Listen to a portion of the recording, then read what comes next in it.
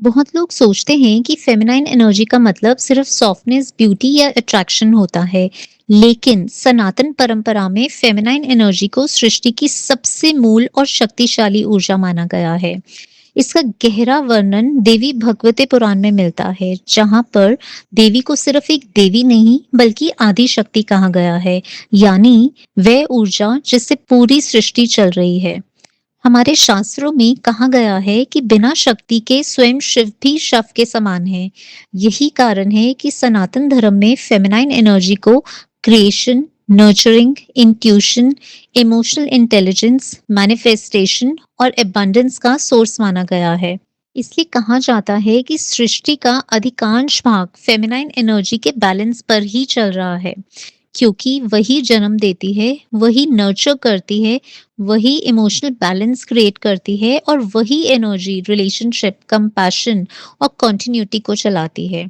इसलिए वुमेन को एम्पावर करने से पहले ये समझना जरूरी है कि सनातन धर्म ने उन्हें हमेशा से शक्ति का रूप ही माना है। एस्ट्रोलॉजी से अगर हम इसका कनेक्शन देखें तो ज्योतिष में फेमिनाइन एनर्जी मुख्य रूप से वीनस और मून से जुड़ी मानी जाती है। वीनस रिप्रेजेंट करता है grace, attraction, self worth, beauty and relationships, और मून रिप्रेजेंट करता है emotions, nurturing, intuition and mental balance.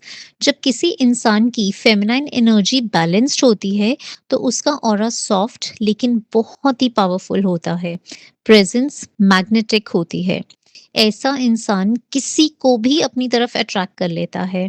Decision making बहुत ही इंट्यूटिव होती है और रिलेशनशिप नेचुरली इम्प्रूव होने लगते हैं। इनके रिलेशनशिप बहुत स्ट्रांग होते हैं, लोग इनकी तरफ अट्रैक्ट होते हैं एंड ज़्यादातर ये राइट पार्टनर्स को ही अपनी एनर्जी में अट्रैक्ट करते हैं। इसलिए सनातन धर्म में माँ पार्वती, माँ लक्ष्मी, माँ दुर्गा की पूजा विशेष रूप से की जाती है, क्योंकि गॉडेस एनर्जी को जब हम पूजते हैं तो एबंडेंस वहीं से आता है।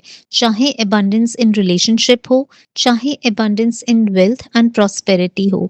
अगर आपको लाइफ में किसी भी तरह की एबंडेंस चाहिए, अपने घर में खुशहाली चाहिए, जीवन में लग्जरीज चाहिए, पैसा चाहिए, मटेरियलिज्म चाहिए, ब्यूटी चाहिए, अट्रैक्शन चाहिए, ये सारी चीजें आपकी पूरी होती हैं जब आप गॉडेस एनर्जी को इन्वोक करते हो, जब आप गॉडेस एनर्जी की पूजा करते हो। एंड स्पेशली मेल्स के लिए, अगर मेल्स अपनी लाइफ में इस एनर्जी को इन्वोक करना चाहते हैं तो सबसे पहले उनके लिए बहुत ज़रूरी है कि वो हर फीमेल की रिस्पेक्ट करके चलें।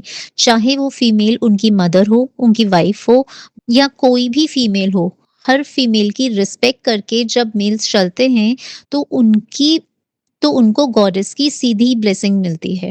एंड जब आपको गॉडेस की ब्लेसिंग्स मिलती हैं तब आपका वीनस एक्टिवेट होता है और आपकी लाइफ में लाता है बहुत ही सारी अपॉर्चुनिटीज, लग्जरीज, वेल्थ एंड पैसा। इसलिए फेमिनाइन एनर्जी कमजोर नहीं होती, ये वह शक्ति है जिसके बिना सृष्टि एक भी कदम आगे नहीं बढ़ सकती।